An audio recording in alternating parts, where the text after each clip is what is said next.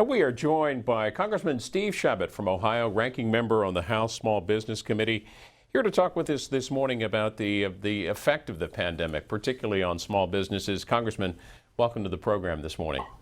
Thank you. It's great to be with you. First, let me get out of the way the question on the Supreme Court, the abortion decision on the Supreme Court. We talked about that in the first hour here on the program, and we read some comments from a number of your colleagues. What's your overall take on that ruling? Well, I'm pro-life. I was actually the principal sponsor of the ban on partial birth abortion, which went all the way to the United States Supreme Court, and they upheld it. It's now the law of the land. So I was very disappointed in the decision yesterday. I do think it's going to put many women potentially in greater risk, greater harm. I think that's unfortunate.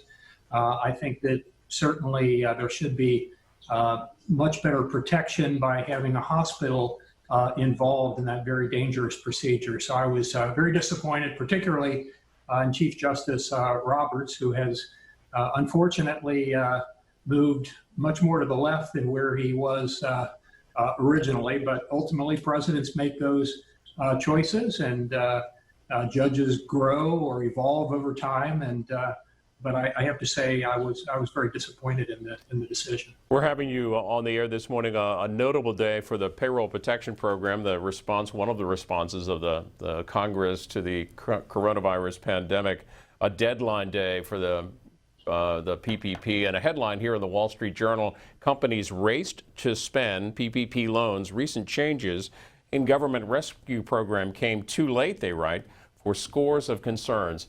Tell us about your thoughts on how this program has worked for small businesses in your district. Well, small businesses are critical to the economy. About half the people who work in America work for a small business. About 70%, 2 out of 3 new jobs created in America are created by small businesses. And this pandemic put them particularly at risk. And so we needed to do something. Congress acted swiftly. In a bipartisan manner. You actually had Republicans and Democrats coming together along with the administration, and we passed the CARES Act, including the Payroll Protection Program, or PPP. It didn't come off without any glitches. It wasn't smooth sailing from the very start, but I was at the signing ceremony in the Oval Office at the White House on a Friday. By the next Friday, we were making loans on a program which didn't exist a week before that. So we didn't know how long this pandemic was going to last. We really still don't.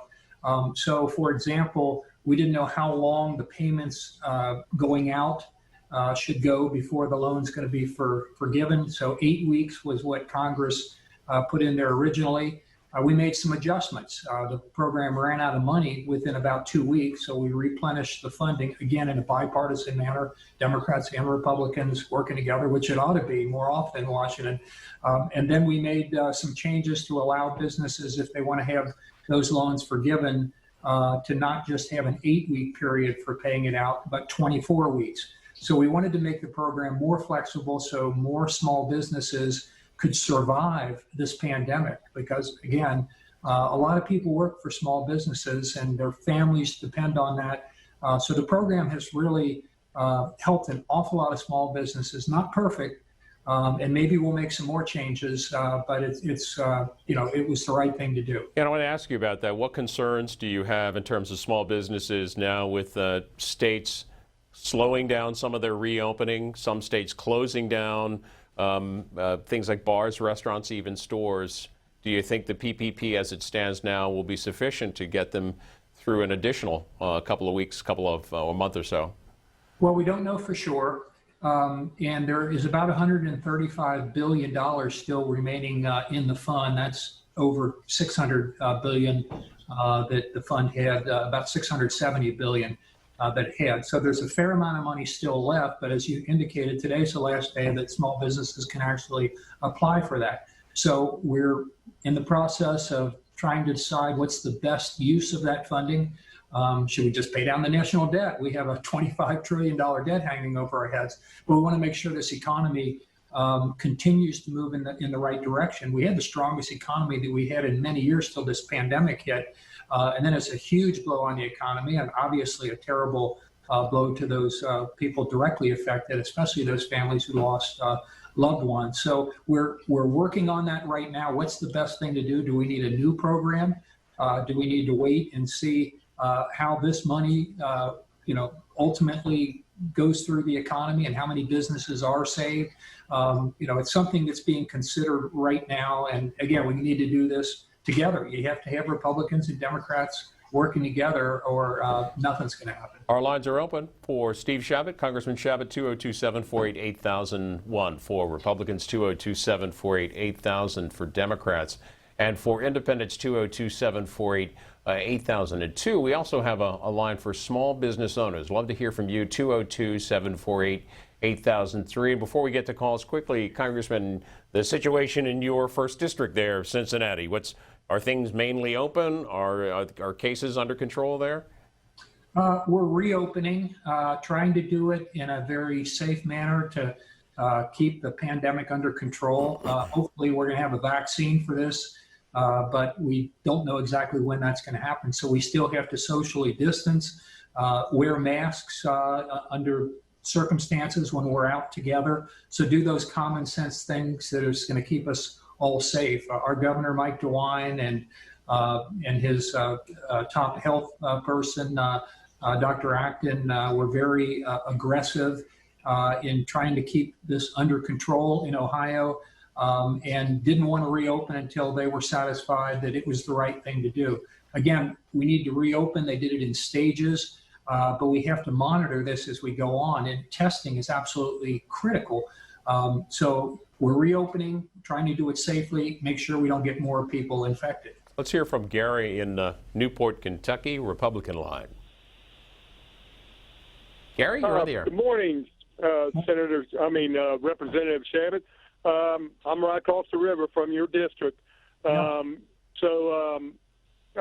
there any plans to extend the $600 a week unemployment for people that work for these small businesses? Or I know people in New York, and I know people in this area, and the people in this area are fine with the $600, but a lot of people in New York are struggling with just that extra $600 because of the cost of living up there. Is there any more plans? That runs out at the end of, I think it's July 31st. Yeah, Congress has not decided yet. It's one of the things that is being considered. Sometimes people get mixed up the unemployment, the federal unemployment on top of the state unemployment. That was $600. So if you're in Ohio, for example, and Indiana, Kentucky, and the other states, they have different unemployment compensation systems. Each state does it on their own. The federal government put on top of that an additional $600 a week for those unemployed. Now, there has been some concern by some small business owners that when you add the federal on top of the state, that some people are getting more income by not working than working. So there's been a disincentive in some cases for people to come back to work. So that's something we have to consider in anything we do. We obviously don't want to make the situation worse or keep the economy slowed down longer than is necessary, because that hurts people too. And people oftentimes confuse that with the direct payments that went out, the $1,200 or $2,400, depending on whether you were a single person or a couple. So those are all things that are being considered again at this time. And so we're still working on those things. Laura calling us from Raleigh, North Carolina. Democrats line. Good morning. Good morning. I have a couple statements. First of all, I know small businesses are the backbone of our country. I know that because I used to work with small businesses as a contracting officer for the federal government. However, I am very disappointed in our leadership in D.C. and locally, because you guys keep talking every day about the pandemic, how it keep getting worse and worse, but you're doing all these different phases, opening up businesses and stuff like that, so people get out and it's spread more and more. It's almost seemed like the economy is more important than our health, our lives. And also, the money, the stimulus package that was given out, $1,200 to adults and $500 to children. But the businesses, the millionaires and billionaires got millions of dollars, and we're the ones paying the taxes. Congressman Chabot, your thoughts. Well, yeah, relative to the payments, people at higher income levels were not eligible for the $1,200 or $2,400. It cut off at about $200,000 of income, so people didn't get that. Now, yes, there were some people that got, for example, a PPP loan who may have been wealthier and had a business for a long time, and that sort of thing. Relative to the question about reopening or doing, people's health is important as well. They're both important. The economy is important, and people having a livelihood and being able to support their families, obviously that's important. They have to pay for the health care, and oftentimes that health care is through their employment.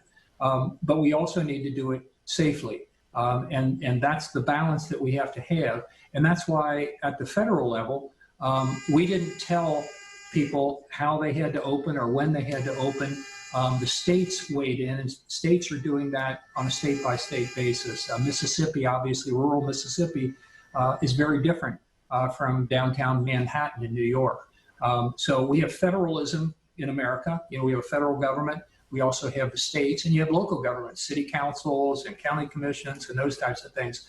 So we let the folks at the state and local level make those decisions on their own. Some have done it very well, some not as well. It depends on the community. Wall Street Journal reporting today that today is the deadline. We kind of mentioned that the last day that businesses can apply for loans under that payroll protection program. They write that there's some $100 million left in the Treasury and Small Business Administration coffers. Any consideration that that deadline would be extended beyond today? That is a possibility. That's one of the considerations. There's some talk about having it extended to, for example, September 1st, or additional small businesses who are not able to get through the process yet, especially the smallest of the small businesses. They have an opportunity. That's a possibility. Or some have suggested a second type of program that's similar to the PPP program but has some differences. Some have suggested reducing the number of employees to be eligible for the program. For example, right now, most categories of small businesses, it's 500 employees or less. Well, 500 can be a pretty large small business. So perhaps we cut that to 100 employees or less. So those are the ideas that are being kicked around both in the House and the Senate right now. But I can't predict with any certainty exactly which one that we'll ultimately settle on. But it'll have to be the House and the Senate will have to pass it. Right now, the House is controlled by the Democrats and the Senate is controlled by the Republicans. And we point our viewers and listeners to a hearing coming up today where it's certainly likely to come up as a topic. Our Capitol Hill producer Craig Kaplan tweeting about that hearing. Secretary of Treasury Steven Mnuchin, Federal Reserve Chair Jerome Powell testified today at the House Financial Services Committee hearing, and that is at 12:30 Eastern. We'll cover that on C-SPAN 3, online at cspan.org, and you can also follow it here on C-SPAN Radio as well. Back to calls to Brookfield, Wisconsin. Martin, hello there. Good morning. My question for the representative is his comment earlier about the Supreme Court recent ruling and Judge Roberts. I'd like you to expand on that a little bit. It seems to me that in following what's going on in the Supreme Court over the last, pick your time, 10 to 20 years, is they are becoming more political as opposed to being objective. And that's what I'd like you to comment on. Thank you. Well, there's a lot of people that think that's the case. I tend to share that view somewhat. I don't think that that's necessarily what our founders intended. I think we have had our courts legislating from the bench far too often. I think they're supposed to interpret the Constitution, interpret the law, and then make their decisions based upon that. But you tend to have many of the judges, depending on who they've been appointed by. For example, the Obama appointed judges are almost always on the left or on the liberal side. Typically, when a Republican is appointed by a Republican president, they have a tendency to be more conservative. And so that's, you're going to have some of that. But I do believe that politics has gotten too involved in the Supreme Court in recent years, in recent decades. I don't think that's particularly healthy for the country. We obviously have, 3 branches of government, and we all interact and keep an eye on each other. That's checks and balances. But the third branch, the federal courts, the Supreme Court, is supposed to be the least political branch, but they're appointed, by the president, and the president is obviously going to be one party or the other. And so it does get political. I'd like to see it less political, but that seems to be the nature of the court nowadays. Call from your district next. Juanita in Cincinnati, welcome. Hi. Hello, Mr. Chabot. This is Juanita Glover. Hi. Mr. McCandless has been a very good help to me and my family from your office. He's helped us out a lot, and I thank you for that. However, what I'm calling about, I'm a little disappointed in you. A couple weeks ago, or 3 weeks ago, our police chief, Elliot, Mr. Isaacs, joined the march to District 4. And I wish you had been there. And the reason I say that is because had you been there, if you had walked down Reading Road and went to Byrd Avenue, you would have seen the numerous black businesses that need to be energized in Avondale.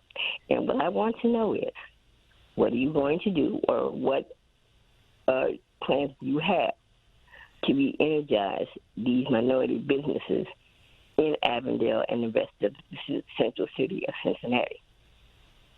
Yeah, I appreciate you asking that question, because as the ranking member and the former chairman of the House Small Business, we've been very involved in trying to help minority businesses and economically disadvantaged businesses, especially in our community, but all over the country. We've been working, for example, with the African American Chamber of Commerce. I've been to African American owned businesses in our community since this happened, and prior to that, we're working on opportunity zones, for example, trying to bring tax incentives into the mix so that people open up businesses in disadvantaged areas so there are jobs for people. We need to build up our communities from the ground up.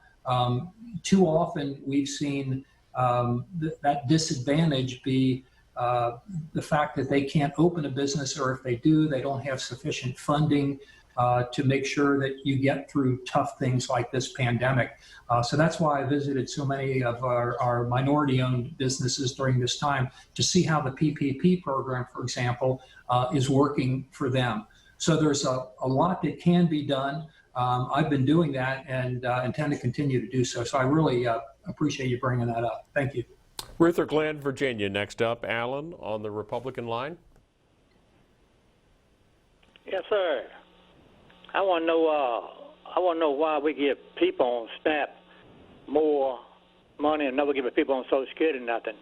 The raises they got in the last 10 years on Social Security, the insurance took all that. The insurance took all of that, and because they didn't get nothing. I know people on Social Security live month to month a check, and they and they have borrowed $20, $30 end of the month to make it to the first of the month.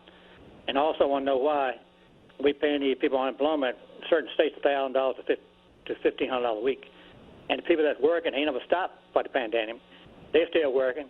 They got the $1,200, for that, but they ain't got nothing else. And these people putting their life on the line, working every day, going back and forth work. They got bills to pay too.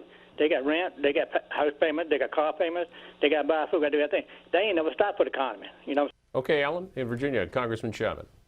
Yeah, I'd like to address a couple of things the gentleman said. I mean, clearly, people who are unemployed, there was some assistance for them in the $600 payments on top of what the state unemployment paid. But there's a lot of people who are continuing to work, so didn't necessarily receive unemployment who are struggling. This pandemic has hurt, an awful lot of people. The gentleman mentioned Social Security, and it's clearly the case that a lot of the increase that there's been, the cost of living increase, has been eaten up by insurance costs, additions to their Medicare cost, and all the rest. The cost of living hasn't stopped going up, and unfortunately, Social Security doesn't necessarily cover all that. And Social Security itself, we need to make sure it's on sound footing for not just this generation of seniors, but future generations. That's why I'm a co-sponsor of a bill called the Social Security Preservation Act, which would say that every penny that a person puts into Social Security goes only for Social Security and not for anything else. Why is that? Well, for years now, the federal government, has dipped into the Social Security Trust Fund and used it for other things. It's used for welfare payments, it's used for foreign aid, it's used for our highways, and that's just not right. When people's money is taken out of their paycheck for Social Security, it ought to only go to Social Security and nothing else. So I appreciate you mentioning that. A suggestion for you, Congressman, on Twitter. This one says, landlords need a program where they get direct payments to keep people in their rentals and end evictions and keep people in their housing during a pandemic. Has that been talked about at all? It has been talked about. There really hasn't been any resolution to that at this point. There were a lot of rent payment suspensions during this time, people not paying the rent because they didn't have much income, and that's understandable. But who were they paying the rent to? Well, the person that owned that property, and a lot of times they're paying a mortgage to somebody else, to the bank. So they're kind of right in the middle. They're not receiving anything, but they're expected to make their payment to the bank. So it's a very difficult situation, and they weren't covered by the PPP because that was for small businesses. So it's something as a community, as a society, that we absolutely have to deal with, because if they go down the tubes, there won't be sufficient housing for the American people. So it's something we absolutely have to come up with a resolution. We've got under 5 minutes with Congressman Steve Chabot, the U.S. House coming in at 9 Eastern. We'll hear from Alvin in Palm Bay, Florida. Welcome. Yes, Mr. Host, I want you to stay woke. I want you to put this in your playbook. I'm a school teacher, and all we're hearing right now is school has to be back open. School has to be back open. But guess what? We teachers are woke, and we're looking at this. We probably are going to strike. There's going to have to be some real guidelines on these kids coming back, because we are the key to the economy. And if these congressmen just think school just has to reopen because of the economy, that's not going to happen. They're going to have a fight. So I suggest you as a host get some teachers on, because we haven't heard from the teachers yet. We've just heard from congressmen who do nothing. We need to be paid just as much as congressmen. And Alvin, to be clear, has Governor DeSantis said schools would open in Florida in the fall? Oh, yeah, that's his plan. He's saying we have to reopen. Okay, Alvin in Florida. Steve Chabot, your thoughts on that topic? Well, I happen to be a former school teacher myself. I taught the 7th and 8th grade some years ago. And the gentleman raises an important issue, and that's reopening the schools and doing it safely. We do want our kids educated. In my community, for example, there are a number of school districts that are doing a hybrid opening, basically, or at least it looks like that may be the direction that they go, where many of the kids will come to the classroom and they're going to try to maintain social distancing. But, when you're dealing with kids, it's going to be a little challenging to do that sort of thing. And the teachers are also at risk as well. And they're also at risk if they do spread the virus, bringing it home to those that are the most vulnerable. That tends to be senior citizens, grandma, grandpa, who may have, some sort of complicated medical conditions, heart disease or lung disease or asthma or diabetes. And those are the people that are most vulnerable. So that's why we have to make sure that we do everything possible during this time before we have a vaccination to keep us all safe. But the bottom line is we do have to educate our children. They are our future. And so we're going to have to see how this works itself out through reopening the schools, but do it safely. But it'll be the states that will make that decision, not Congress. We're not going to say the schools are all open or they're all closed. That'll be made by the governors and by the local school boards, which is the way it ought to be done. Do you think there's a role perhaps of the federal government in terms of the expansion of broadband across the country, the establishment of broadband standards, of helping schools, not just local schools, but colleges, et cetera, conduct their classes remotely?